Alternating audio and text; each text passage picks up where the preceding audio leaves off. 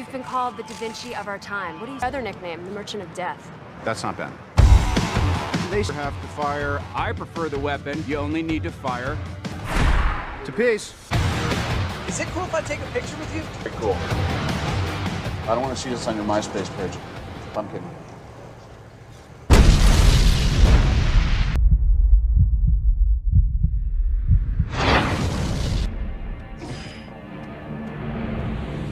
You have built a missile. I should be dead already. I just finally know what I have to do. What are you building, Stark?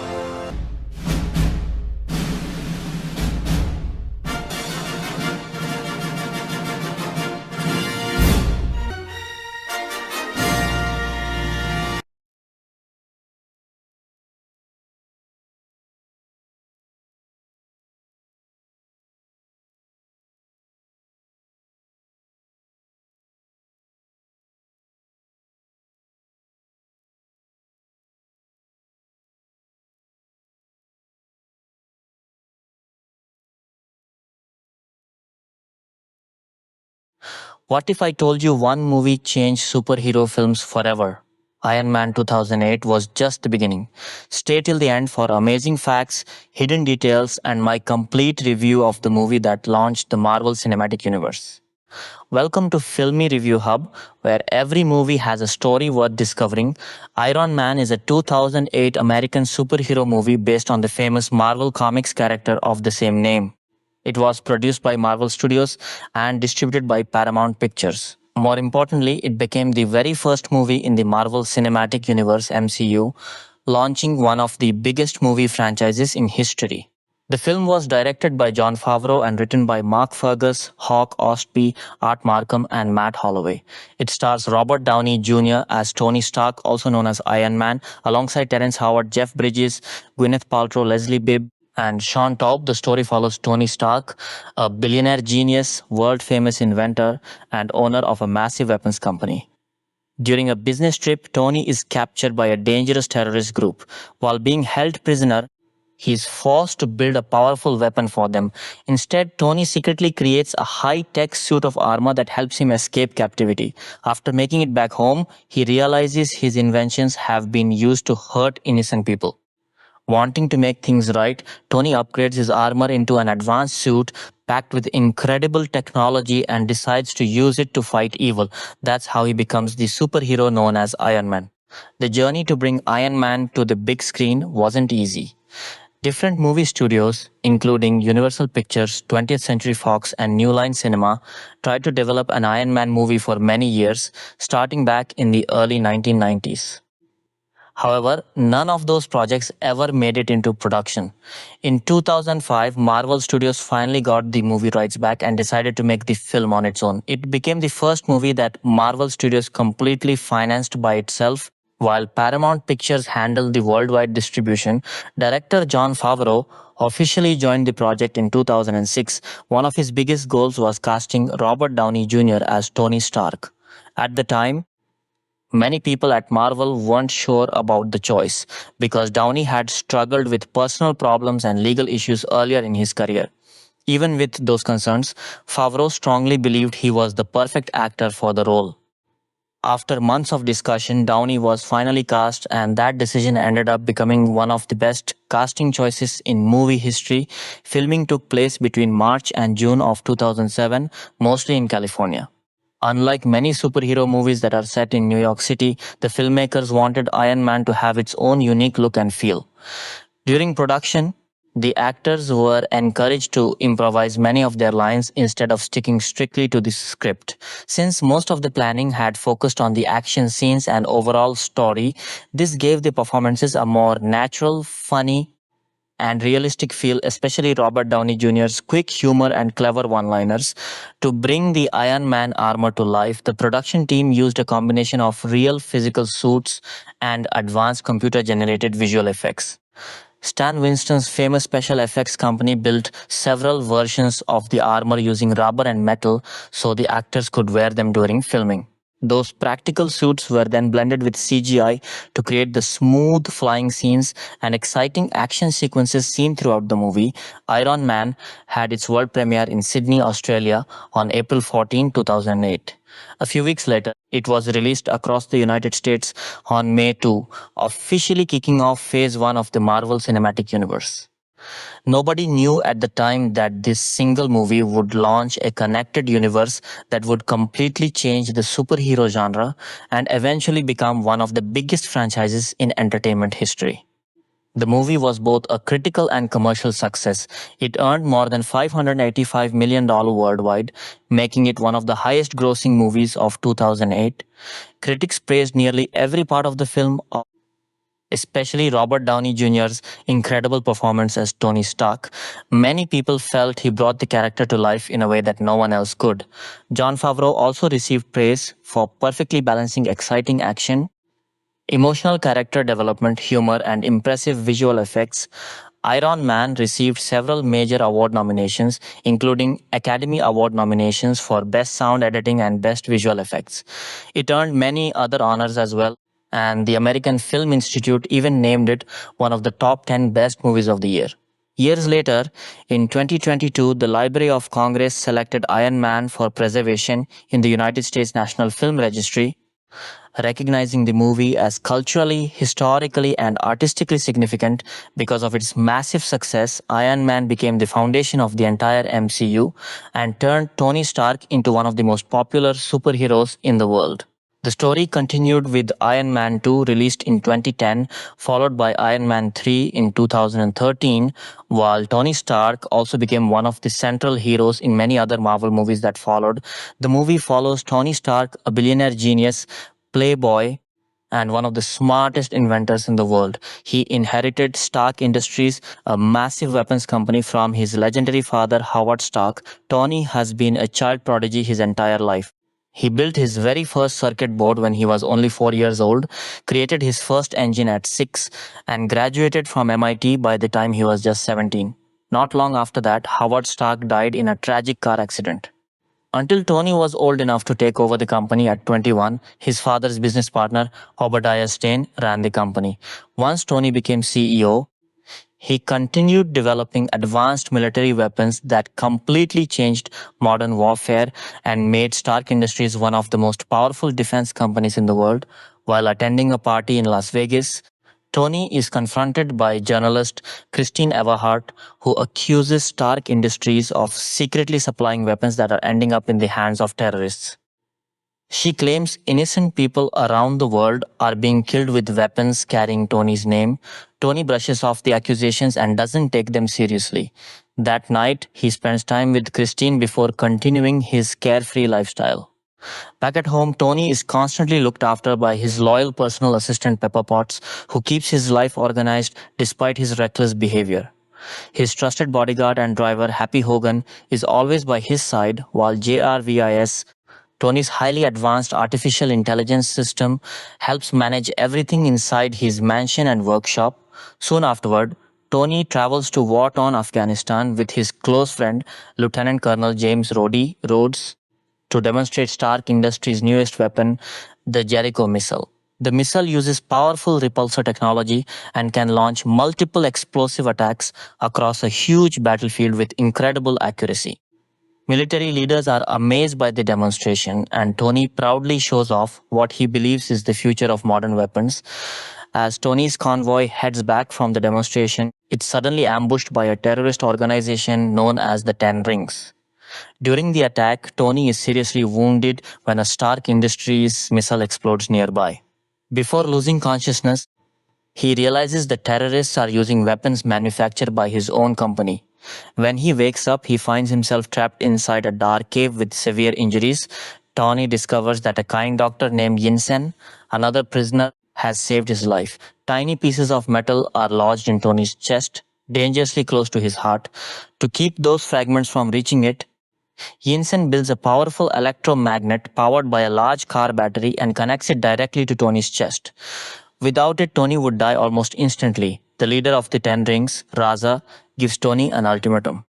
If he builds a Jericho missile for the terrorists, he'll supposedly be set free. Tony quickly realizes Raza has no intention of keeping that promise. Yinsen also reminds Tony that the weapons he created are now being used to terrorize innocent people, forcing Tony to finally face the damage his inventions have caused. Instead of building another missile, Tony secretly begins working on an escape plan. Using spare missile parts scattered around the cave, he and Yinsen carefully gather valuable palladium and other components.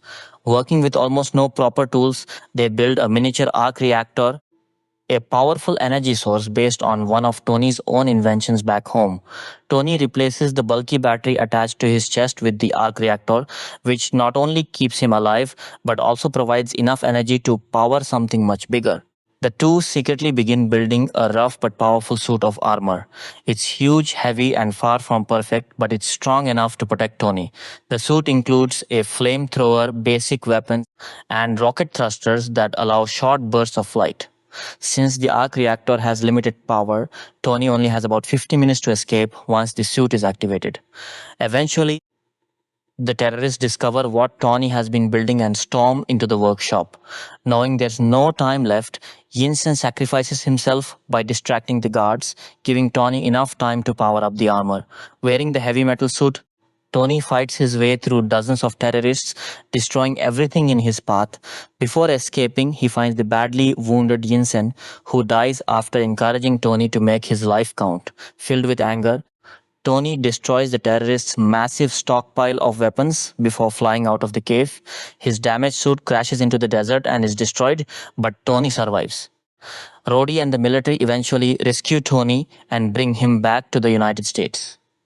After everything he's witnessed, Tony makes a shocking announcement during a press conference. He declares that Stark Industries will no longer manufacture weapons. The decision surprises the entire world. Obadiah Stane strongly disagrees, warning Tony that shutting down the weapons division could destroy both the company and Howard Stark's legacy. Tony also shows Obadiah his new miniature arc reactor, explaining that it had the potential to provide clean energy for the entire planet. Back at home, Tony throws himself into his workshop and begins building an even better version of the arc reactor along with a brand new suit of armor. This upgraded armor is lighter, faster, stronger, and packed with advanced technology. Pepper carefully places Tony's original arc reactor inside a small glass display case as a reminder of everything he survived. Although Obadiah becomes increasingly interested in Tony's new inventions, Tony grows suspicious and refuses to tell him exactly what he's building during his first public event after returning home. Christine Everhart tells Tony that Stark Industries weapons, including the Jericho missile, have recently been used by the Ten Rings to destroy Yinsen's home village. Tony is furious. He also learns that Obadiah is quietly trying to remove him as the head of Stark Industries. Realizing he can no longer sit back and do nothing, Tony puts on his completed Iron Man armor and flies to Afghanistan. There, He destroys the terrorists' weapons, defeats many members of the Ten Rings, and saves innocent villagers from being attacked. On his flight home, Tony accidentally enters restricted military airspace and is mistaken for an enemy aircraft. Two F-22 Raptor fighter jets are sent to shoot him down. During the chase, Tony calls Rhodey and desperately tries to explain that he's the one inside the flying armor, preventing a tragic mistake just in time. Meanwhile, the Ten Rings recover the remains of Tony's original cave-built suit and secretly meet with Obadiah Stane. It turns out Obadiah has been working with the terrorists all along. He murders Raza and eliminates the rest of the group so nobody can expose him. Then he orders his scientists to reverse engineer Tony's armor and build an even bigger and more powerful suit for himself. Trying to uncover the truth, Tony asks Pepper Potts to secretly access Stark Industries' computer system from Obadiah's office. She discovers shocking evidence proving that Obadiah has been secretly supplying weapons to terrorists and was even the person who hired the Ten Rings to kill Tony in the first place. The terrorists simply failed to finish the job. Pepper immediately contacts Agent Phil Coulson from SHIELD, a top secret government agency, and tells him everything she has discovered. Obadiah's scientists manage to copy Tony's armor design, but they can't recreate the arc reactor that powers it. Desperate, Obadiah attacks Tony inside his own house. Using a sonic device, he paralyzes Tony, tears the arc reactor out of his chest, and leaves him to die. Barely alive, Tony crawls to his workshop and reconnects the original arc reactor that Pepper had saved in the display case, giving him just enough power to survive. At the same time, Pepper and several SHIELD agents try to arrest Obadiah. Before they can stop him, he puts on his massive armored suit known as the Ironmonger and launches a devastating attack. Tony suits up as Iron Man and battles Obadiah across the city. Because he's using the older arc reactor, Tony's suit doesn't have full power, leaving him at a major disadvantage. Thinking quickly, he lures Obadiah onto the roof of Stark Industries and tells Pepper to overload the giant arc reactor powering the building. The enormous energy blast destroys the Ironmonger armor, sending Obadiah falling into the exploding reactor and killing him instantly. The next day, the media begins calling the mysterious armored hero Iron Man. Agent Coulson gives Tony a carefully prepared cover story to explain everything that happened and hide his secret identity. Tony starts reading the statement at a packed press conference, but halfway through, he changes his mind. Smiling confidently, he looks directly at the reporters and says the words that change superhero movies forever: "I am Iron Man." In the post-credits scene, Tony returns home and is surprised to find Nick Fury, the director of SHIELD, waiting for him. Fury tells Tony that he isn't the only superhero in the world and says he wants to talk about something called the Avengers Initiative, setting the stage for the future of the Marvel Cinematic Universe. Casting Robert Downey Jr. as Tony Stark, Iron Man Robert Downey Jr.'s casting as Tony Stark stands as one of the most pivotal and riskiest decisions in modern Hollywood history. Director Jon Favreau championed Downey from early on, drawing inspiration from Downey's performance in Kiss Kiss Bang Bang 2005. Favreau saw parallels between the actor's real-life redemption arc and Tony Stark's journey from arms dealer to hero. Marvel executives, including then-head Ike Perlmutter and board members, resisted strongly. Downey's well-documented struggles with substance abuse made him seem unhireable for a franchise-launching lead. Reports indicate executives stated they were under no circumstances prepared to hire him. Favreau and producer Kevin Feige fought persistently. Downey auditioned initially for a smaller role like a general, but his screen test, featuring scenes in a Humvee and a flirtatious exchange with a reporter, convinced skeptics. To sway holdouts, Favreau reportedly leaked news of Downey's consideration to The Hollywood Reporter.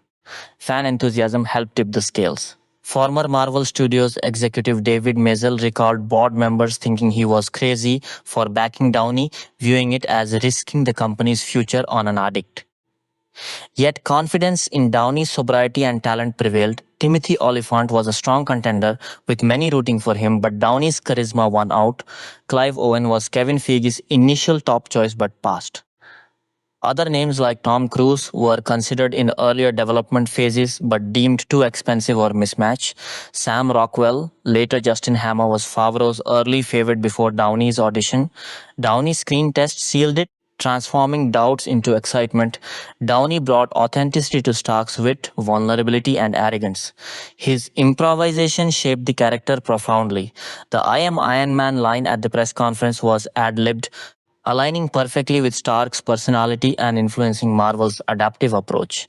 This decision launched the MCU, proving transformative for both Downey's career and Marvel Studios. Favreau noted Downey elevated the material, refusing basic execution. They rewrote scenes late into nights. Downey's commitment extended to physical prep, including suit fittings with Stan Winston Studio. His portrayal blended humor, intellect, and heroism, making Stark the MCU's anchor. Terrence Howard as James Rhodey wrote Terrence Howard was the first actor cast in Iron Man, signing on before Downey. His star power from films like Crash and Hustle and Flow lent credibility. Howard's Rhodey provided military grounding and friendship contrast to Stark's chaos. Howard, a fan of the character, helped advocate for Downey's casting. Their chemistry fueled key dynamics, especially in Afghanistan sequences and Stark Industries scenes. Rhodey's arc hinted at future war machine evolution. Though recast with Don Cheadle in the sequel amid reported pay disputes, Howard brought intensity and loyalty to Rhodey, balancing Stark's flair. Casting him early signaled Marvel's intent for a grounded ensemble, not just spectacle. Jeff Bridges as Obadiah Stane, Ironmonger Jeff Bridges joined as Obadiah Stane, Tony's mentor turned antagonist. His casting added gravitas and surprise, subverting expectations of a younger villain. Originally, Stane was secondary with the Mandarin as primary foe, but script changes elevated him. Bridges, known for dramatic and quirky roles, embraced the part with enthusiasm despite initial script flux. He noted the improvisational set, comparing it to a $200 million all-student film. His performance conveyed betrayal and corporate menace, making Stane a formidable ironmonger. Bridges' presence elevated action sequences, particularly the final suit battle. Gwyneth Paltrow as Pepper Potts. Gwyneth Paltrow portrayed Virginia Pepper Potts, Stark's indispensable assistant and eventual love interest. Favreau pitched the film as an indie project, appealing to Paltrow post-childbirth. She was unfamiliar with the comics, but prepared by studying them. Paltrow's natural wit and poise fit Pepper perfectly. Favreau wrote much of her dialogue by eavesdropping on Paltrow's speech patterns during rehearsals. Their improv sessions with Downey shaped Pepper's sharp, exasperated dynamic with Tony. Pepper's role grounded the story, handling Stark's chaos while developing romantic tension. Paltrow's chemistry with Downey proved electric, making their partnership a franchise highlight. She brought intelligence and warmth, evolving Pepper from assistant to key ally. Leslie Bibb as Christine Everhart. Leslie Bibb played reporter Christine Everhart, providing comic relief and highlighting Stark's playboy lifestyle. Her scenes, including the morning after encounter with Pepper, added levity and character insight. Bibb's casting fit the ensemble's blend of dramatic and comedic talent. Sean Taub as Hoyinson. Sean Taub delivered a poignant performance as Hoyinson, the captive doctor who aids Stark's escape and inspires his heroism. Taub's emotional depth in cave sequences anchored Tony's transformation. His limited screen time left a lasting impact, humanizing the conflict. Farhan Tahir as Raza. Farhan Tahir portrayed Raza, the Ten Rings leader. His intense presence grounded the Afghanistan sequences in real-world tension. Tahir's casting contributed to the film's geopolitical flavor. Clark Gregg as Agent Phil Coulson. Clark Gregg's Agent Coulson introduced SHIELD subtly, planting seeds for the larger MCU. His everyman charm and persistence in pursuing Stark made Coulson memorable.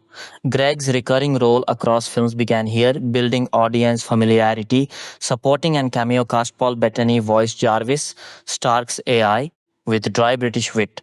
Favreau cast him for the perfect tone, later evolving Jarvis into Vision. Jon Favreau played Happy Hogan, adding personal touch. Peter Billingsley appeared as William Ginter Riva. Stan Lee cameoed as himself, a tradition starter. Other actors included Bill Smitrovich as General Gabriel, Tim Guinea as Major Allen, and various guards and extras enhancing authenticity. Tom Morello had a small role. Gerard Sanders played Howard Stark in photo/flashbacks. Casting process and ensemble chemistry. Sarah Halley Finn handled casting, assembling talent, blending star power, indie credibility, and fresh faces. The process emphasized character actors for a human-scale superhero story. Favreau's independent background influenced choices prioritizing performance over spectacle, improv defined production. Downey, Paltrow, and Bridges thrived in rewrites. Bridges initially struggled but adapted. This approach yielded natural dialogue and dynamics. Practical suits from Stan Winston Studio required actors' physical commitment. Downey's fittings and stunts informed performance. Ensemble rehearsals built rapport crucial for Stark's inner circle. Challenges and controversies Downey's casting faced skepticism due to his past. Leaks and fan support helped. Howard's later recast highlighted franchise growing pains. Script changes like dropping Mandarin affected villain casting. Budget constraints ruled out bigger names initially. Focus groups favored Iron Man for toys, influencing launch. Creative risks paid off spectacularly. Impact on careers and MCU Downey's role revived his career, making him box office gold. Paltrow balanced indie work with blockbusters. Bridges, Howard, and others gained visibility. Greg Colson became fan favorite. The cast success proved Marvel's model, star-driven yet collaborative. Christopher Nolan later called Downey's casting one of the most consequential in movie history. It enabled the interconnected MCU, changing industry norms. The casting emphasized redemption, intellect, and humanity. Favreau's vision for multidimensional characters succeeded through these choices. Each actor contributed uniquely, creating a foundation for a cultural phenomenon. The ensemble's interplay, born from bold decisions amid uncertainty, defined Iron Man 2008 and launched an era. Production development and pre-production. The road to the 2008 film began nearly 2 decades before it reached theaters. In April 1990, Universal Pictures purchased the rights to bring Iron Man to the big screen, with genre filmmaker Stuart Gordon initially attached to direct what was envisioned as a low-budget production. Nothing came of this version, and by February 1996, the rights had moved to 20th Century Fox, which held them for several years while various creative teams tried to crack the character. During this period, the property attracted attention from a surprising range of talent. In January 1997, Nicolas Cage voiced interest in playing Tony Stark, and the following year Tom Cruise expressed a desire not just to star in an Iron Man film, but to produce one as well. Neither of these versions advanced past the interest stage, but they illustrate how, even in the 1990s, Hollywood recognized dramatic potential in the character despite his relative lack of mainstream recognition compared with Spider-Man, Batman, or Superman. Fox eventually commissioned a screenplay from writer Jeff Winter, working alongside Iron Man co-creator Stan Lee. Their story reimagined the hero's science fiction origins and introduced the villain MODOK, a large-headed supercomputer augmented antagonist from the comics. Tom Rothman, then president of production at Fox, later said that this draft was the version that finally helped him understand what made the character compelling. Despite this, the studio brought in another writer, Jeffrey Kane, in May 1999 to revise the Winter-Lee script, and that October the studio approached director Quentin Tarantino about writing and directing the project himself. None of these iterations moved into production, and in December 1999, Fox sold the rights to New Line Cinema. The reasoning given was that while the existing screenplay had merit, Fox simply had too many other Marvel properties in active development to give Iron Man the attention it needed. New Line's stewardship of the project proved to be the longest and most convoluted stretch of its pre-Marvel Studios development. By July 2000, the studio had hired the writing team of Ted Elliott and Terry Rossio along with Tim McCanlies to draft a new screenplay. McCanlies' version notably tied a Nick Fury cameo into an origin story that was meant to set up a future film centered on the SHIELD director, foreshadowing by coincidence rather than intent. At that stage, the connective universe strategy Marvel would later pursue. In June 2001, New Line entered discussions with the director Joss Whedon, himself a longtime fan of the character, about taking on directing duties. By December 2002, McCanlies delivered a completed script, but New Line was still not satisfied, and the studio adopted an unusual strategy. It hired David Hayter, David S. Goyer, and Mark Protosevich to sit together on camera and simply talk through the character and story possibilities for several days, essentially crowdsourcing ideas from 3 experienced comic book screenwriters before committing anyone to a page 1 rewrite Out of that process, Hater was formally hired in 2004 to write a new screenplay. He worked from earlier drafts by Vintar as well as one by Alfred Gough and Miles Miller, drafts which had featured the classic comic book villain, the Mandarin, and had positioned Pepper Potts as Stark's primary love interest. Hater took the story in a very different direction. He removed the Mandarin entirely and instead pitted Iron Man against his own father Howard Stark, reimagining Howard as the film's version of War Machine and its antagonist. Hater's reasoning, later recounted in interviews, was that an effective villain should mirror the hero as closely as possible, and making Stark's father the antagonist offered exactly that kind of thematic symmetry. In this version, the character Bethany Cabe, drawn from the comics, was elevated to love interest in place of Pepper Potts.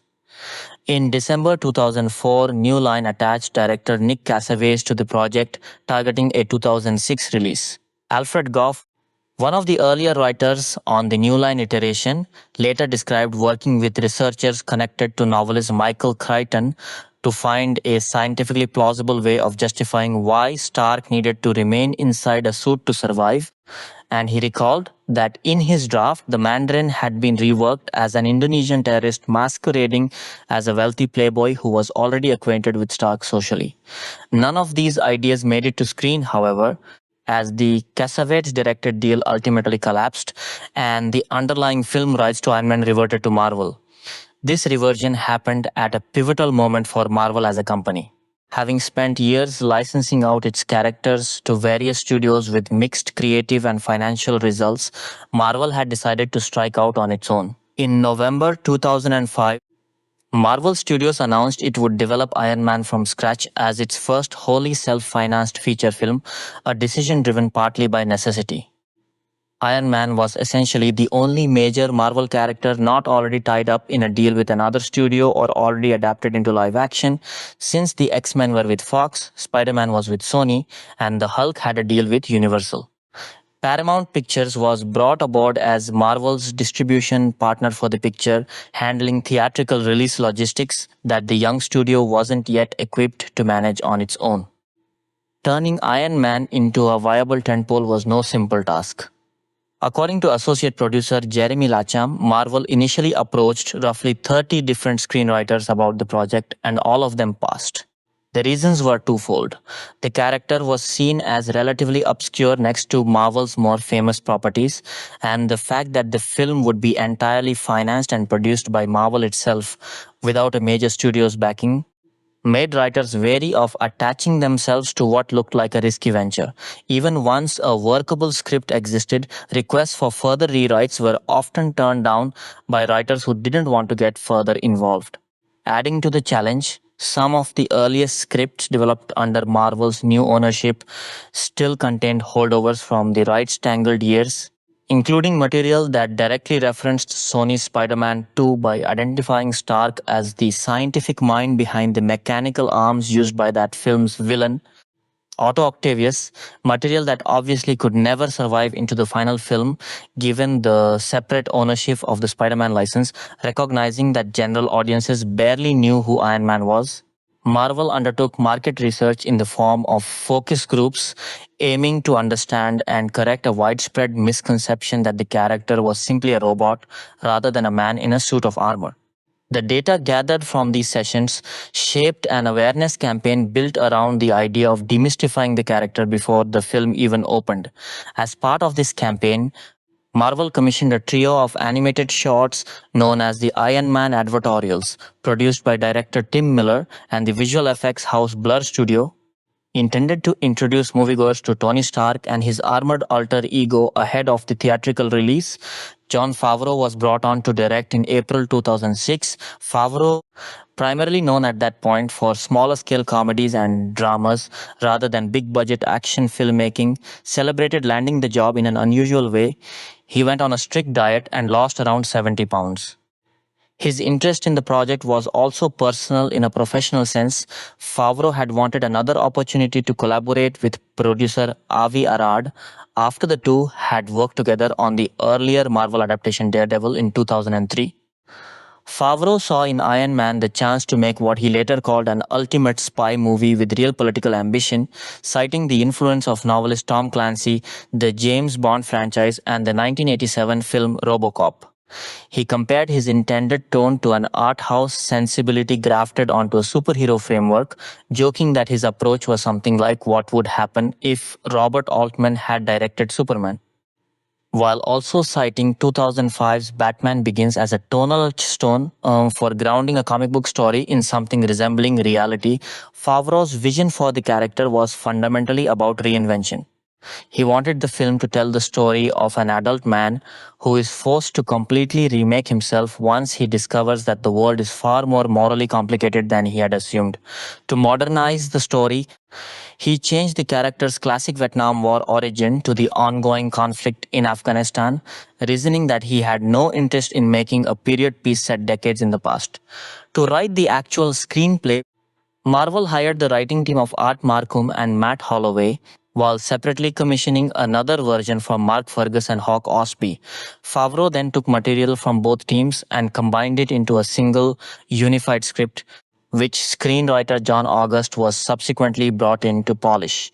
Beyond professional screenwriters, Favreau also consulted with several senior figures from Marvel's comic book side, including Mark Millar, Brian Michael Bendis, Joe Quesada, Tom Brevoort, Axel Alonso, and Ralph Macchio, drawing on their institutional knowledge of the character and his long publishing history to help shape the film's story choices.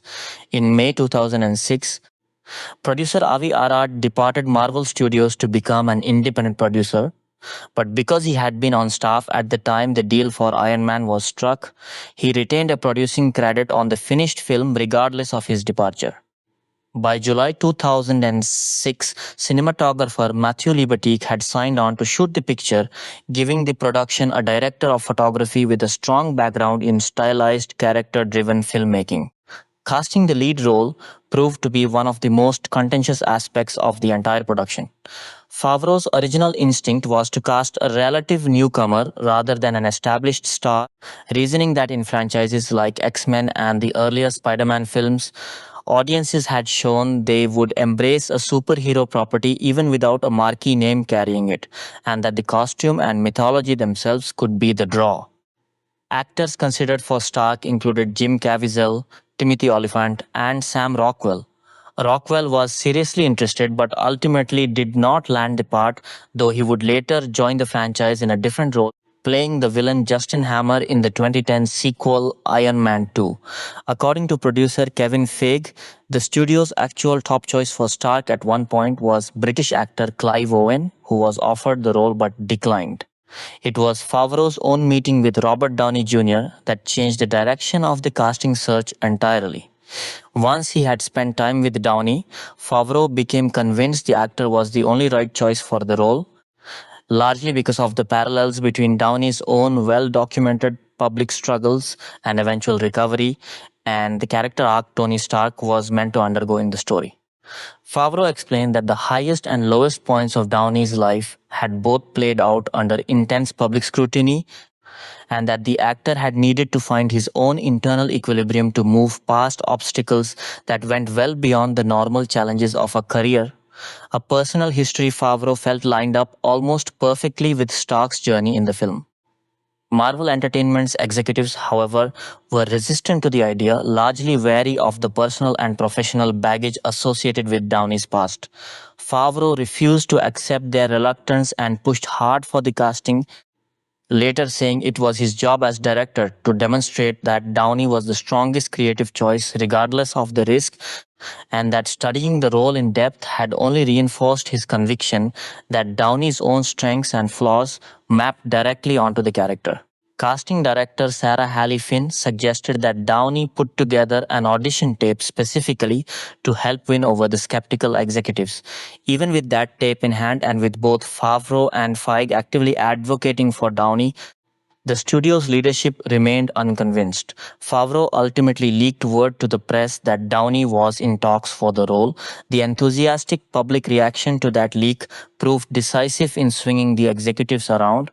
and Downey was formally cast in September 2006. His salary for playing Stark was reported at $500,000, a modest figure in hindsight, given how central the role would become to his career and to the value of the franchise built around it.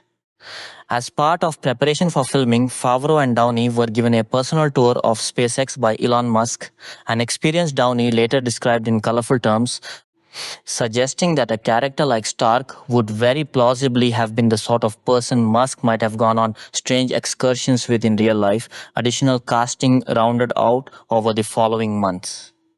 Terrence Howard was announced in October 2006 as James Rhodey Rhodes, Stark's best friend and military liaison. Notably, Howard had actually been the very first actor cast in the production, predating even Downey's deal. Don Heddle had also been considered for the Rhodes role at this stage, though he would not join the franchise until later, stepping into the part for Iron Man 2 after Howard's contract situation with Marvel changed. For the role of Pepper Potts, actress Rachel McAdams was offered the part first but turned it down, citing a wish to focus on personal and family matters rather than commit to a franchise. Gwyneth Paltrow was cast in the role instead in January 2007. Jeff Bridges joined the cast in February 2007, initially in an undisclosed role that would later be revealed as the film's central antagonist, Obadiah Stane. Choosing the film's villain proved almost as difficult as casting its hero. Favreau had reservations about using Iron Man's classic comic book arch-nemesis, the Mandarin. Feeling the character's fantastical elements, his mystical power rings among them, would clash badly with the grounded tone the filmmakers were going for. A concern reinforced after Mark Miller reviewed the script and shared his own doubts.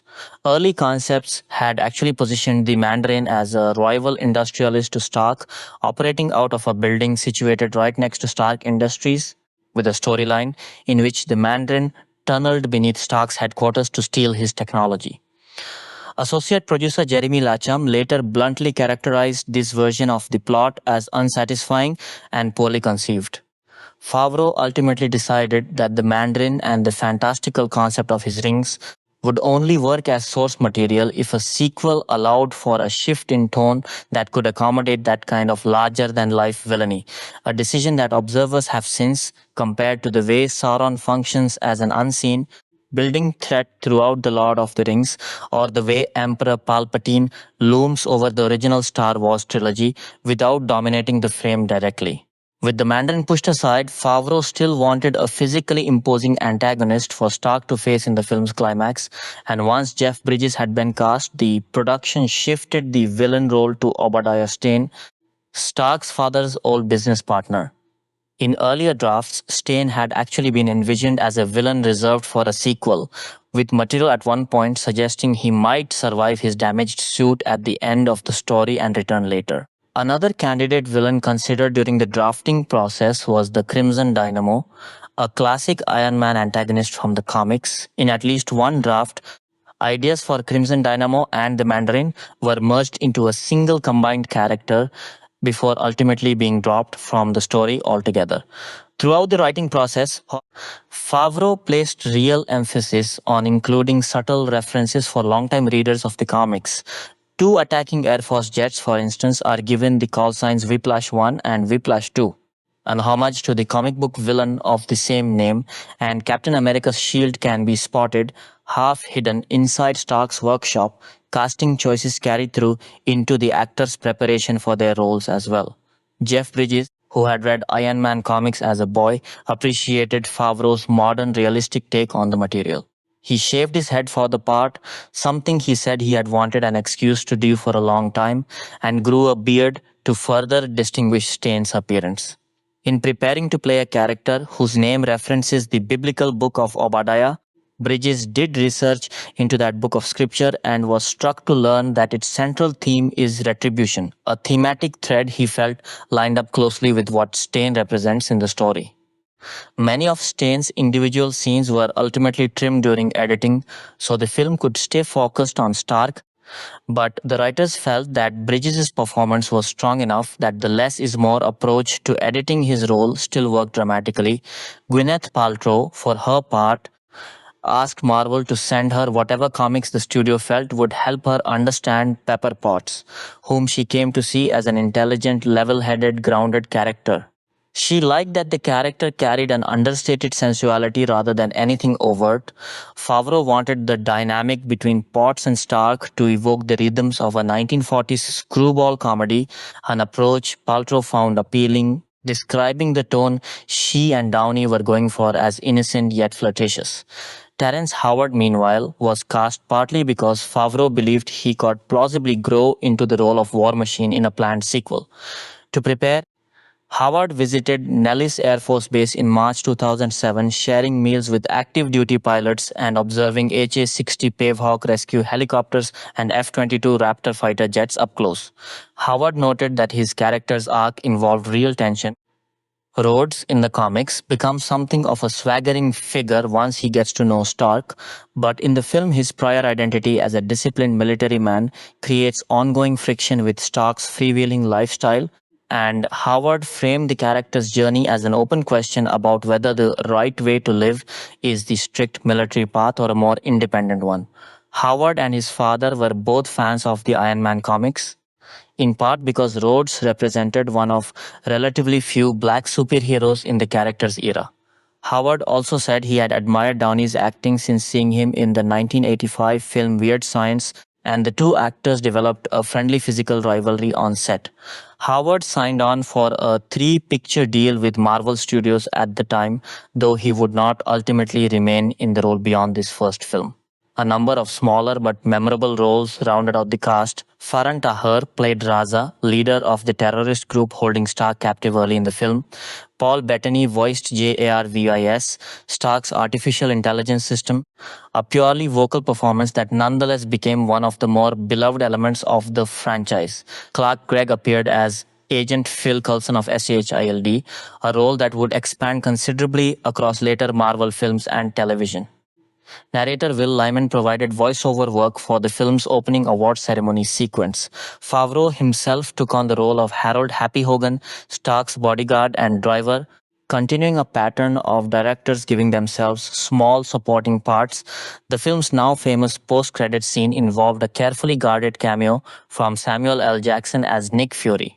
Jackson had learned some years earlier that his own likeness had actually been used as visual inspiration for the character in Marvel's alternate Ultimate line of comics, making him a fitting choice once the filmmaker decided to include a scene teasing a larger shared universe. According to Jeremy Licham, Jackson initially agreed to appear without any contractual guarantee that he would return for future films. The scene was, in his recollection, something of an experiment to see whether audiences would respond to a hint of something bigger. Dialogue for the scene was reworked directly on set, with comic writer Brian Michael Bendis contributing several pages of possible lines from which the filmmakers selected the strongest material. To keep the cameo a secret ahead of release, the scene was shot with a minimal skeleton crew, though rumors about its existence still leaked online within days. Feige subsequently had the footage stripped out of all advanced preview prints of the film to preserve the surprise for as many audience members as possible.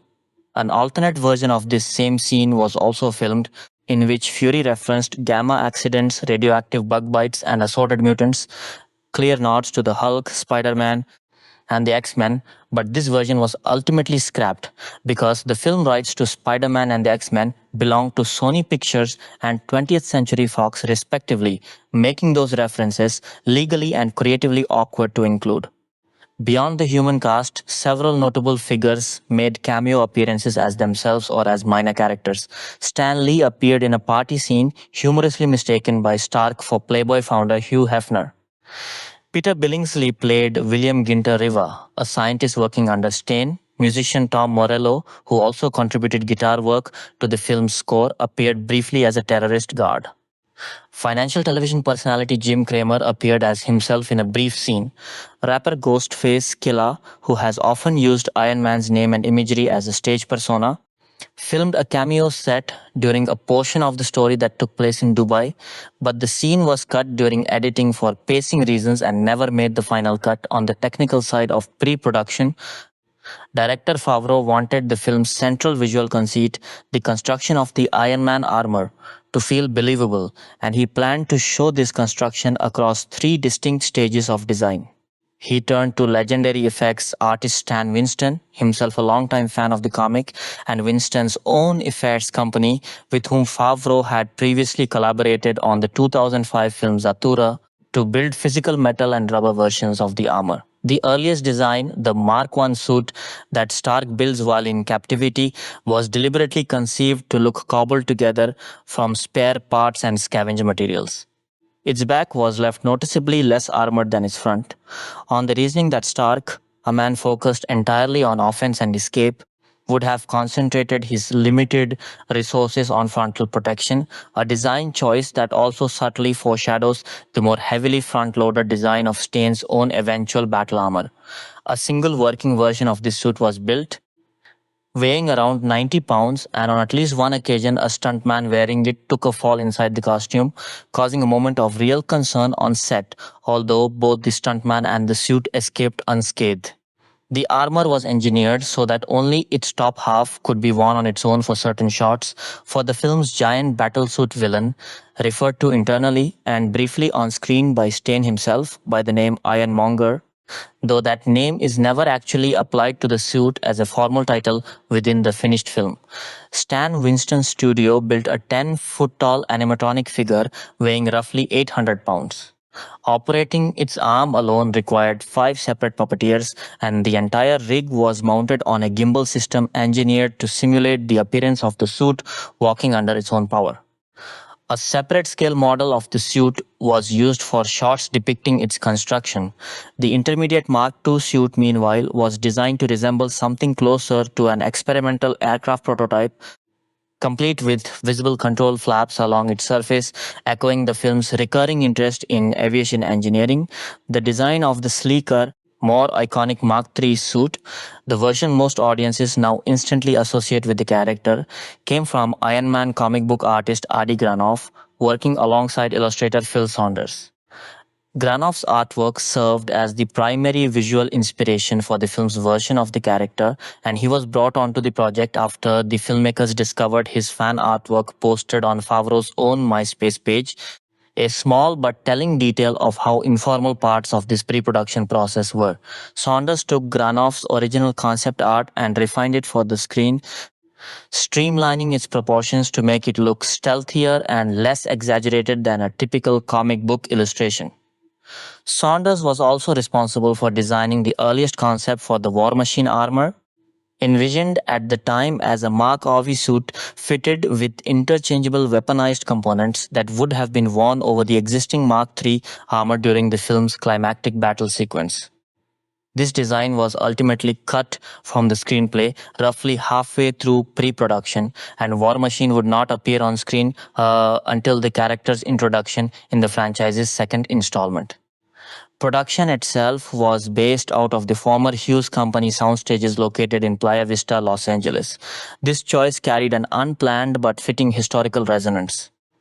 Aviation magnate and eccentric filmmaker Howard Hughes had long been cited as one of the real-world inspirations behind the original Iron Man comic book character, and the filmmakers noted the coincidence that they would be filming scenes of Stark building his flying Mark III armor on the very site where Hughes had once constructed his enormous wooden aircraft, the H-4 Hercules, better known by the nickname Spruce Goose.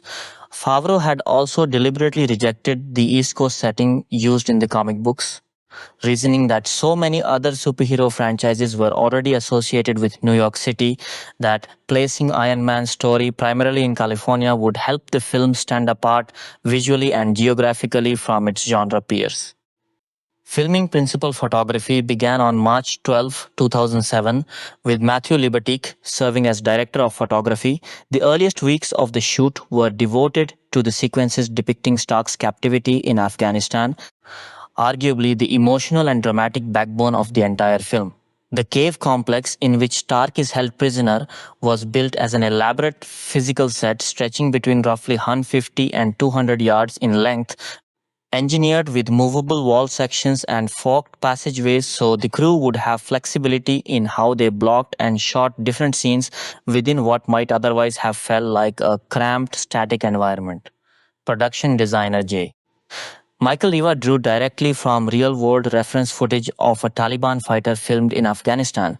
Noticing the visible breath of the man on camera, Riva realized that remote cave environments in that region are, in reality, quite cold, and he had an air conditioning system installed on the set to replicate that chill convincingly for the actors and camera. Riva also consulted directly with Downey about the kinds of makeshift improvised objects a long-term prisoner might realistically use to survive, down to details like using a sock as an improvised tea strainer. Once the interior cave sequences were captured, the production moved to the town of Lone Pine, California, to shoot additional material connected to Stark's initial capture, while other exterior Afghanistan sequences were filmed at the Olancha sand dunes. The crew endured brutal shooting conditions there, working through 2 full days of desert winds gusting between roughly 40 and 60 miles per hour. In mid-April, the production spent 3 days filming at Edwards Air Force Base, a sequence that required the cooperation of around 150 real service members who appeared as background extras.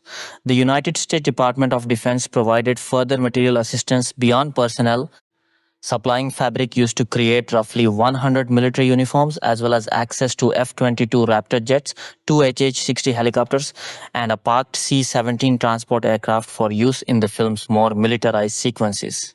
In exchange for this cooperation, the Department of Defense was permitted to consult on the film's script and dialogue regarding its depiction of the military, and this consultation directly influenced at least one significant story choice. Rather than depicting Stark as someone opposed in principle to arms dealing from the outset, the finished screenplay instead frames him as an active, willing seller of weapons technology to the US military, a change made specifically at the military's request. Stark's Malibu home, one of the film's most visually iconic locations, was constructed through a blend of location shooting and digital compositing. The building's exterior shots were digitally layered onto footage of the real-world coastal promontory of Point Dume in Malibu, while the entire interior of the house was built as a physical set at the Playa Vista soundstages. Favreau and production designer Riva deliberately steered away from an overly futuristic, sterile look for these interiors, instead aiming for something that felt grounded and mechanically tactile, a grease monkey aesthetic, in Favreau's own description, reflecting Stark's identity as a hands-on engineer rather than merely a wealthy executive. Principal for photography concluded on June 25, 2007, with a final stretch of filming at Caesars Palace in Las Vegas, Nevada. Favreau, by his own admission, a newcomer to directing large-scale action filmmaking at this point in his career, later expressed some surprise at how smoothly the shoot had actually gone given the scale of the production, saying he had expected far more unpredictable setbacks along the way. He credited part of this success to his choice to surround himself with experienced action specialists, freeing him to focus on ensuring the human, character-driven side of the story still felt like it belonged naturally within a comic book framework rather than getting swallowed by spectacle. One of the more distinctive aspects of the shoot was the degree of improvisation built into many of the film's dialogue scenes. Because the screenplay was still not fully finalized by the time cameras started rolling, the filmmakers had deliberately prioritized locking down the story structure and the choreography of its action sequences over polishing every individual line of dialogue, leaving considerable room for actors to generate spontaneous material once they were in character on set. Favreau felt this approach would give the film's performances a more natural, unscripted energy. Certain scenes were shot using 2 cameras simultaneously, specifically to ensure that any strong improvised lines delivered in the moment could be captured cleanly from more than one angle, and multiple takes of individual scenes were common, since Downey in particular liked to try a different approach or line reading with nearly every take. Several of the film's most memorable beats emerged directly from this loose collaborative process. It was Downey's own idea, for instance, to have Stark deliver the character's now famous press conference scene while seated casually on the floor rather than standing at a podium. And Downey also personally created the extended speech Stark improvises while demonstrating the enormous Jericho missile early in the film. Most famously, Downey improvised the film's closing line, the character's blunt public admission, "I am Iron Man," a moment producer Kevin Feige felt captured the character's brash, unfiltered personality perfectly and chose to keep in the finished cut. Jeff Bridges later described the overall filmmaking process with a memorable phrase of his own, calling it something like a $200 million student film. And he noted that the loose, improvisational approach caused real anxiety for Marvel's executives, particularly on days when the cast was still figuring out key dialogue on the morning of a scheduled shoot. Bridges also recalled that he and Downey would sometimes swap characters entirely during rehearsal, performing each other's lines back and forth as a way of testing how different phrasing sounded before settling on a final version. Gwyneth Paltrow, by contrast, was considerably less comfortable improvising on camera than her co-stars, so Favreau adapted his approach for her scenes specifically. Rather than asking her to invent dialogue on the spot, he took notes on things she said naturally during rehearsals or in unguarded off-the-cuff moments and folded those observations back into scripted dialogue for Pepper Potts, effectively capturing her natural cadence without requiring her to improvise live in front of the camera. Post-production editing on the film, led by editor Dan Lebentel, began in earnest in late 2007. Almost immediately, the editorial team recognized a serious structural problem. The film's climactic act, centered on Stark battling Stain in his oversized exosuit, was not working dramatically. In its early cut form, the sequence essentially amounted to two armored figures trading blows with little emotional stake attached, a problem the filmmakers described bluntly as feeling like two robots punching each other. The team initially tried simply trimming the sequence down, hoping a tighter cut would solve the pacing issue, but this only made the underlying problem worse. The shortened version felt both emotionally hollow and jarringly abrupt, ending the film's tension without any real payoff. To fix this, Marvel brought writers Art Markham and Matt Holloway back onto the project, even though technically all of the film's screenwriters had already been formally released from their contracts once principal photography wrapped. Markham and Holloway proposed a solution rooted in material introduced earlier in the story. Specifically, they suggested the climax should call back to an earlier scene in which Stark discovers that one significant limitation of his armor is that it freezes and becomes inoperable at high altitude. Reintroducing that vulnerability into the final battle would give the sequence a concrete, previously established stake rather than relying purely on brute force spectacle. Favreau was initially reluctant to commit to this revision, largely because implementing it properly was expected to cost the production an additional $6 million it hadn't budgeted for. However, external pressure forced his hand. The industry-wide Writers Guild of America strike of 2007-2008 was looming, and once it began, no further script revisions of any kind would be legally possible. Racing against that deadline, Markham and Holloway delivered a full draft of the revised ending on November 4, 2007, literally one day before the strike officially began. This tight timing created a second production complication. Because the strike prevented any further rewrites and because Jeff Bridges was by that point no longer available to shoot additional new material as Stain, the visual effects team at Industrial Light and Magic was forced to reconstruct the reworked climax almost entirely out of footage that had already been captured during principal photography, essentially re-editing and repurposing existing shots to serve the new freezing altitude-based story beat rather than filming substantial new content from scratch. The fact that the finished sequence reads as coherent and dramatically satisfying despite being assembled under such constrained circumstances stands as one of the more quietly impressive achievements of the film's post-production process. Visual effects work more broadly was a major undertaking for a studio still finding its footing as an independent production entity. Favreau's central worry throughout the effects process was whether audiences would be able to detect an obvious visual seam between the practical Physical version of the armor built by Stan Winston's company and the computer-generated versions used for more dynamic action shots, he wanted the transitions between the two to be seamless enough that viewers would never consciously register the switch. To achieve this, Favreau hired Industrial Light and Magic to handle the bulk of the film's visual effects work, a choice influenced directly by his admiration for the effects in Pirates of the Caribbean. At World's End and the first Transformers film, both of which had impressed him with their integration of photorealistic digital elements into live-action footage. Additional visual effects work was contributed by the companies The Orphanage and The Embassy, the latter of which was specifically responsible for building the fully digital version of the Mark Y suit used in certain shots. To help animate the more advanced form-fitting suits realistically, the production sometimes had Downey wear only isolated pieces of the actual costume, the helmet sleeves and chest piece, layered over a full motion capture suit, allowing his real physical performance to be captured and translated into digital armor for shots where a full practical costume wasn't feasible.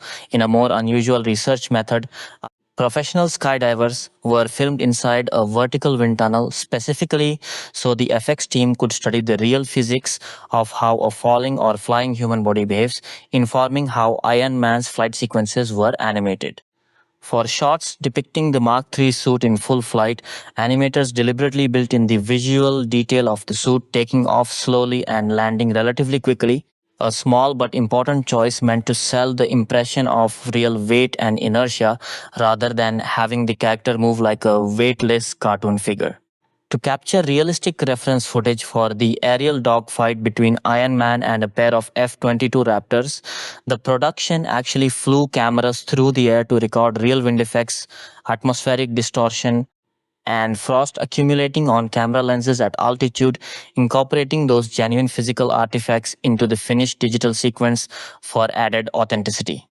Favreau also conceived the idea of showing audiences Stark's point of view through his suit's internal heads-up display specifically, so viewers watching the more heavily computer-generated Iron Man sequences would still feel a persistent, grounded connection to the human being inside the armor, rather than losing that connection once the character became a fully digital effect on screen.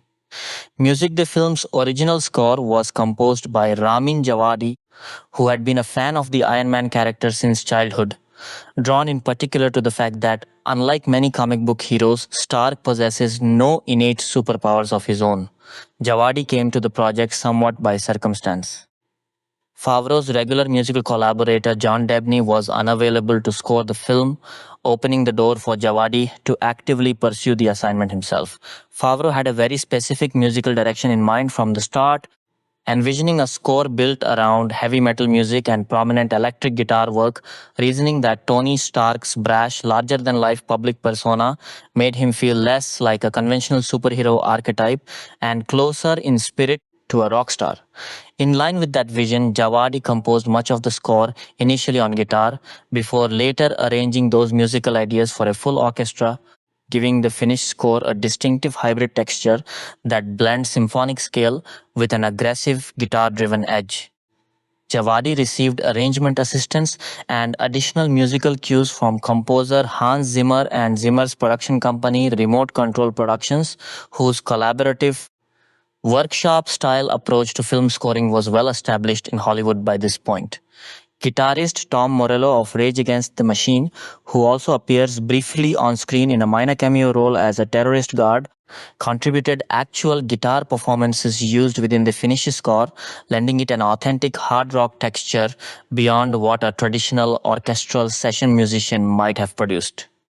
As a nod to the caricature screen history predating this film, the soundtrack also incorporates a big band-style arrangement of the original Iron Man theme song, first heard in the 1966 animated series The Marvel Superheroes, arranged for this film by Favreau's frequent collaborators John O'Brien and Rick Boston. The full soundtrack album featuring Djawadi's score was released by Lionsgate Records on April 29, 2008, just ahead of the film's theatrical debut. Released theatrical ahead of its actual release, Iron Man received a substantial promotional build-up stretching back years, driven in large part by the studio's efforts to introduce a comparatively obscure character to mainstream audiences.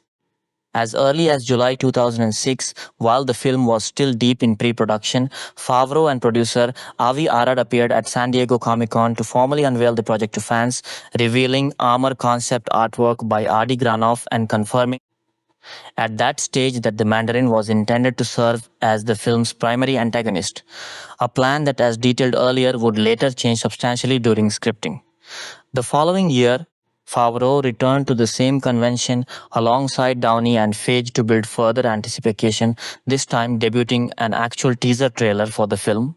Because so much of the film's visual effects work was still incomplete at that point, Favreau worked closely with Industrial Light and Magic to ensure at least the suit's flying sequences were polished enough to screen convincingly, later admitting he felt real pressure to make a strong impression given how little public excitement existed around the project at the time. Stan Winston's studio also brought a life-sized physical replica of the film's armor to display at the same convention, giving fans a tangible, photographable version of the suit well before release. Marketing efforts, more broadly, were modeled closely on the highly successful promotional campaign built around 2007's Transformers, another effects-driven blockbuster distributed that year. As part of the film's tie-in merchandising, Sega released an official video game adaptation in May 2008 across multiple gaming platforms, featuring Downey, Terrence Howard, and Sean Taub, all reprising their film roles for voice work. A 30-second television advertisement for the film aired during a commercial break of Super Bowl XLI, one of the most expensive and closely watched advertising windows in American media. Toy manufacturer Hasbro produced action figures based on the film's armor designs, along with figures depicting the character Titanium Man, who appears in the tie-in video game, and armor designs drawn from the separate World War Hulk comic book storyline. Retail and brand partnership extended the film's marketing reach considerably. The convenience store chain 7-Eleven ran promotional tie-ins across the United States, while LG Group entered into a sponsorship arrangement with distributor Paramount Pictures. Internationally, the fast food chain Burger King and automaker Audi both ran promotional campaigns connected to the film. Favreau himself was set to direct a Burger King commercial tie-in, following a similar precedent set by the Transformer director Michael Bay for that earlier film. Within Iron Man itself, Tony Stark is shown driving an Audi R8 and eats an American cheeseburger from Burger King shortly after his rescue from captivity in Afghanistan, both scenes reflecting formal product placement arrangements between the studio and those companies. 3 additional Audi models, the S6 sedan, the S5 Sports Coupe, and the Q7 SUV also appear on screen elsewhere in the film. Audi built a dedicated tie-in website to support the partnership, echoing a similar promotional website General Motors had built around Transformers the previous year. Software company Oracle Corporation likewise promoted the film through its own corporate website, and a number of officially licensed tie-in comic books were released to coincide with the theatrical run. Iron Man ultimately had its world premiere at the Greater Union Theatre on George Street in Sydney, Australia on April 14, 2008. From there, the film began rolling out into additional international markets on April 30 before opening in the United States on May 2, 2008. Its release marked the formal beginning of what Marvel would later brand retroactively as Phase 1 of the Marvel Cinematic Universe, the first entry in a shared cinematic continuity that would eventually grow into one of the most commercially successful franchises in film history. A decade after its original release, the film received a further theatrical showcase when it was newly reformatted and screened in IMAX for the first time on August 30, 2018, as part of a festival Marvel Studios organized to celebrate the 10th anniversary of the broader cinematic universe the film had helped launch. Home media Paramount Home Entertainment released Iron Man on both DVD and Blu-ray disc on September 30, 2008 in the United States and Canada, with a slightly later release date of October 27, covering most of Europe. The home video release proved to be an enormous commercial success in its own right. The film sold more than 4 million copies in its very first week of availability, generating gross home video revenue exceeding $93 million in that opening week alone. Over the full course of its release, the film ultimately sold a combined total of around 9 million physical copies and generated accumulated sales revenue exceeding $160 million, a figure that notably does not even include separate Blu-ray sales tallied on their own. One unusual footnote from this release involved a legal dispute for home media versions of the film. The studio was required to digitally alter an image of a newspaper that Stark reads on screen just before his public announcement that he is Iron Man, after amateur photographer Ronnie Adams filed a lawsuit against Paramount and Marvel over the unauthorized use of his own on-location paparazzi-style photograph within that newspaper prop. A separate Walmart exclusive DVD edition of the film also included a bonus preview of the then upcoming animated series Iron Man: Armored Adventures, aimed at introducing younger viewers to another version of the character. Iron Man was later folded into a larger box set titled Marvel Cinematic Universe. Phase 1, Avengers assembled a 10-disc collection bundling together every film released during the franchise's inaugural Phase 1 era. That set was released by Walt Disney Studios Home Entertainment on April 2, 2013, reflecting Disney's acquisition of Marvel Entertainment in the years following the original film's release, an acquisition that had also shifted the film's ongoing distribution rights away from Paramount and toward Walt Disney Studios Motion Pictures as of July 2013. Streaming distribution eventually followed as well, with an IMAX enhanced version of the film made available on the Disney Plus streaming service beginning November 12, 2021, allowing audiences to experience an expanded aspect ratio presentation of key sequences originally reserved for the film's 2018 IMAX theatrical re-release. Reception box office Iron Man performed strongly at the box office worldwide, ultimately grossing $319 million in the United States and Canada alongside an additional $266.8 million from international territories, for a combined worldwide total of roughly $585.8 million. According to a Reuters report at the time, the film's actual production budget sat at around $150 million, with the studio spending a further $75 million specifically on marketing, meaning the total combined investment in producing and promoting the film ran considerably higher than the widely cited production budget figure alone. In November 2008, several months after the film's theatrical run had largely concluded, Marvel reported that its own net box office revenue attributable to the film came to approximately $60 million, reflecting the studio's specific financial arrangement with distributor Paramount rather than the full worldwide gross. The film's opening weekend performance was especially strong.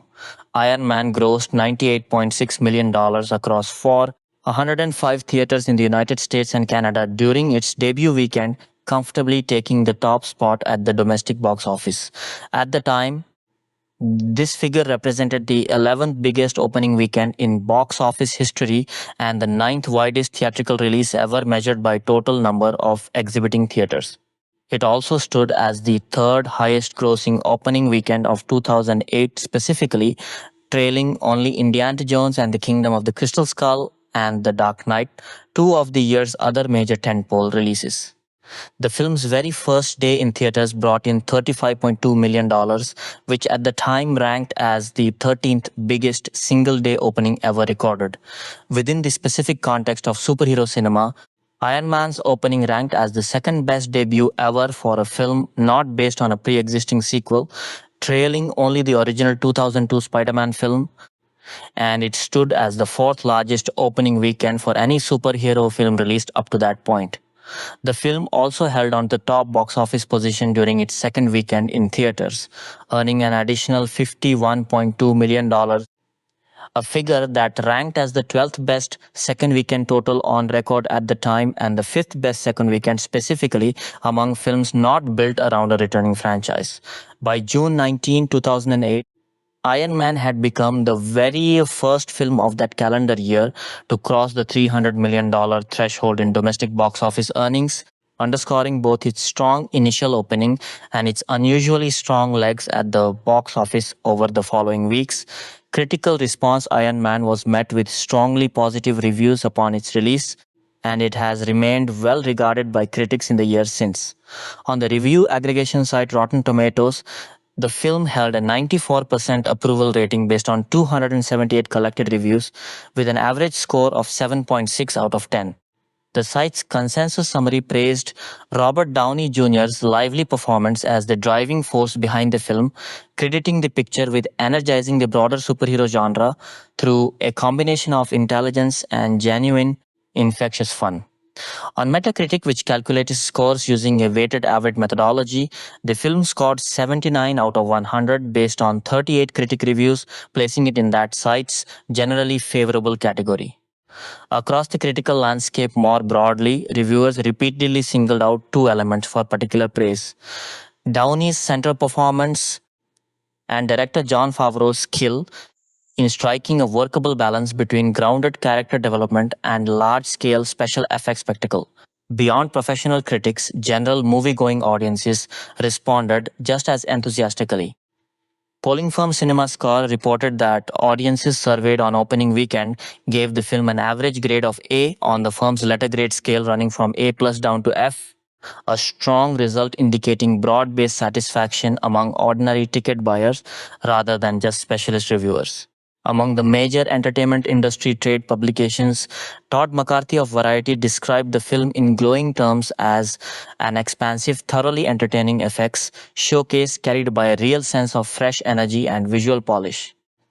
Kirk Honeycutt of The Hollywood Reporter offered a somewhat more mixed take, praising much of the film overall while expressing specific disappointment with elements of its climactic battle between competing versions of the Iron Man armor, questioning the internal logic of how Stark's adversary had managed to master piloting a similar suit so quickly. Frank Lufche, writing one of the first major daily newspaper reviews to run for Newsday, praised the film's emotional honesty, its precisely calibrated casting, and its plausible handling of speculative science, arguing that the film succeeded in staying true to its comic book source material while modernizing it, and crediting it with recognizing that the character's lasting appeal was never really about the novelty of a man in a high-tech metal suit, but rather about the very human journey that leads him there. Veteran critic Roger Ebert, writing for the Chicago Sun-Times, awarded the film a full 4 out of 4 stars, singling out Downey's performance as the specific element elevating the picture above most of its genre peers. A.O. Scott, reviewing for the New York Times, called it an unusually strong entry in the superhero genre, though he was careful to note the film still had its share of flaws, framing it instead as a superhero movie that manages to be good in ways that felt genuinely unconventional for the genre at the time. Among specialty entertainment outlets, Garth Franklin of Dark Horizons praised the impressive quality of the film's physical sets and practical mechanical elements, noting how smoothly they blended with the film's digital visual effects, and credited both Downey and Favreau with lifting the material well above a purely formulaic genre exercise, even while acknowledging the story itself broke little genuinely new ground. He noted approvingly that the film favored an easygoing, crowd-pleasing action sensibility over darker, more brooding genre conventions, while still finding room for light anti-war and personal redemption themes. Coverage from major metropolitan weekly publications was somewhat more divided in tone. David Edelstein of New York Magazine called the film a well-constructed piece of contemporary mythmaking, noting that for roughly its first half, Favreau largely avoided the exaggerated visual stylization typical of comic book adaptations, instead grounding the material in a tone closer to a straightforward military thriller. David Denby of The New Yorker, by contrast, published a distinctly negative review, describing the film overall as carrying a subdued, almost perfunctory quality, and arguing that neither Gwyneth Paltrow nor Terrence Howard were given especially interesting material to work with. He characterized Paltrow's role as a dated riff on the Girl Friday stock character, someone who loves the protagonist but can never quite bring herself to say so, and described Howard's military liaison character as coming across as dispirited and somewhat taken for granted within the story. IGN critic Todd Gilchrist offered a similarly mixed assessment, identifying Downey's performance as clearly the strongest element of a film that he otherwise felt operated largely on autopilot, delivering the expected story beats and character shorthand typical of a default origin story structure while relying heavily on its cast to breathe genuine life into otherwise fairly conventional roles. In terms of formal industry recognition, Iron Man received nominations for Best Sound Editing and Best Visual Effects at the 81st Academy Awards, marking a rare instance of major award season recognition for a superhero film at that point in the genre's history. Beyond the Oscars, the film picked up a substantial array of additional nominations and wins across the industry. A nomination from the Art Directors Guild, a nomination for an Artios Award recognizing its casting work, a British Academy Film Award nomination, a Cinema Audio Society Award nomination, a Costume Designers Guild Award nomination, and a Critics' Choice Award nomination. It also earned 3 Golden Reel Award nominations, recognizing excellence in sound editing, a Grammy Award nomination connected to its musical elements, and a Hugo Award nomination, the latter reflecting recognition from the science fiction and fantasy community specifically. The film received 5 nominations from the Satellite Awards, winning 2 of them, and 8 nominations from the Saturn Awards, an organization dedicated specifically to science fiction, fantasy, and horror film and television, winning 3 of those. It further received a Screen Actors Guild Award nomination and a substantial 5 nominations from the Visual Effects Society, reflecting strong recognition within the specialized effects community for the technical work, underpinning the film's central character beyond individual awards. Iron Man was named one of the 10 best films of the year by the American Film Institute, a notable honor given that superhero films had, up to that point, rarely been recognized in this way by such institutions, and the film appeared on more than 100 separate published year-end top 10 lists compiled by critics and outlets across the industry. In the years that followed, its critical standing only grew. During the 2010s, Empire magazine included Iron Man on its list of the 500 greatest movies of all time and separately named Tony Stark himself among its list of the 100 greatest movie characters of all time, reflecting the character's rapid ascent from relative obscurity to genre icon almost entirely on the strength of this single film and Downey's performance in it. Perhaps the clearest long-term marker of the film's cultural significance came in 2022 when the Library of Congress selected Iron Man for preservation in the United States National Film Registry, an honor reserved for films judged to be culturally, historically, or aesthetically significant. Producer Kevin Feige, reflecting on the honor at the time, said the selection demonstrated that the film had stood the test of time and remained meaningful to audiences around the world more than a decade after its original theatrical release.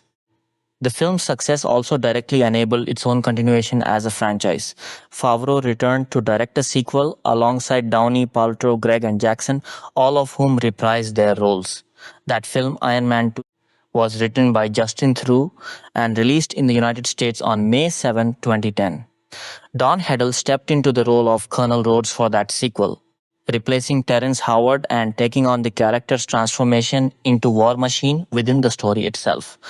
The sequel's cast also expanded to include Mickey Rourke as the villain Ivan Vanko, Sam Rockwell as arms dealer rival Justin Hammer, and Scarlett Johansson in her franchise debut as SHIELD agent Natasha Romanoff, also known as Black Widow. A third film, Iron Man 3, followed on May 3, 2013, released under Walt Disney Studios following Disney's completed acquisition of Marvel Entertainment.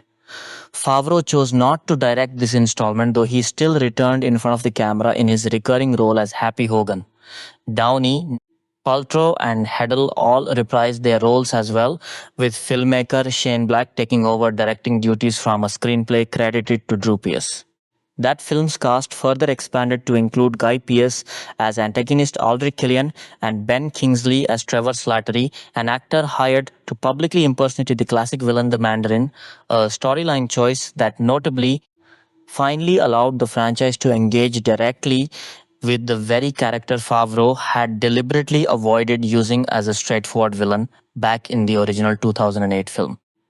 Looking back at the broader trajectory the original film set in motion, it is worth noting just how much industry skepticism the 2008 production had to overcome before any of these sequels or the wider cinematic universe built around them could even become a realistic possibility.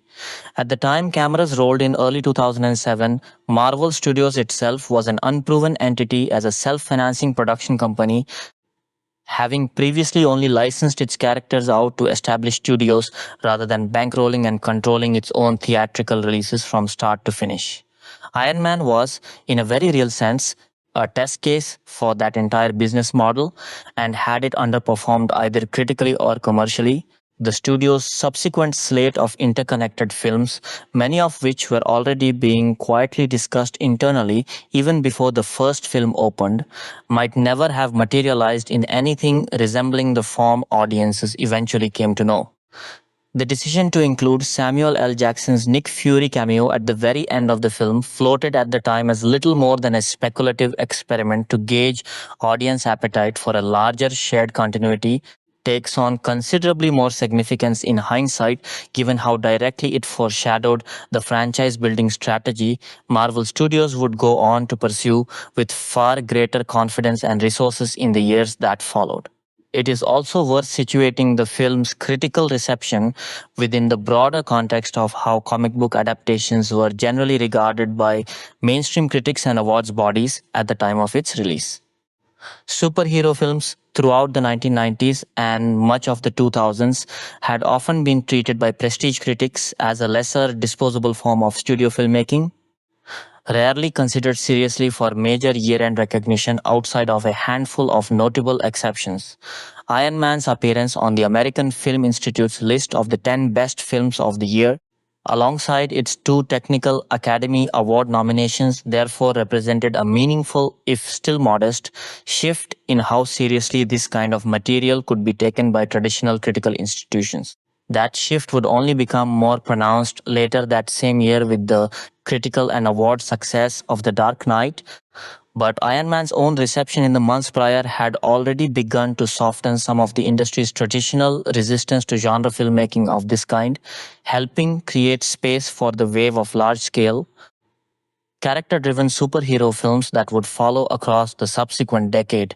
The film's reception among fans of the original comic book source material also deserves separate mention, distinct from its reception among mainstream film critics.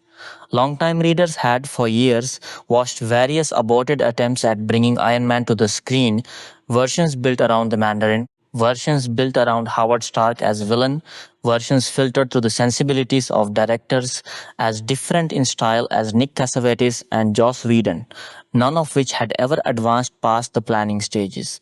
Given that long, frustrating history of false starts stretching back to 1990, the finished film's warm reception among the comic's existing fan base carried an added layer of relief and vindication, particularly given how openly skeptical some of Marvel's own executives had reportedly been about casting Downey in the lead role in the first place.